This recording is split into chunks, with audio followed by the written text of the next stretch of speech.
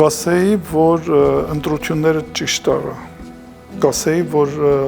ինքդ ամենալավը կարող ես որոշել կյանքիդ համար, ինչ մասնագիտություն ընտրես,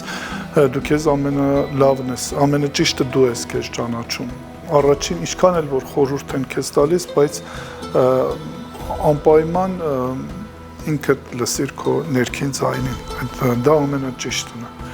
Երկրորդը կասեի, որ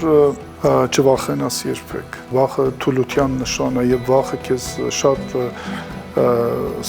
կստիպի, որ շատ բաներից նահանջես, չվախենաս երբեք և երրորդը կասեի, որ մնա էմոցիոնալ ես, հասկանում եմ, բայց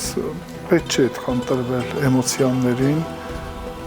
մի քիչ էմոցիաներիդ հարցում զուսպեղիր, գուցե դա քեզ վնասում ան տեղ-տեղ, ամենատարօրինակ զրույցներ, որ ոչ ֆորմալ զրույցներ, դժվար էր նախ ասեմ, որովհետև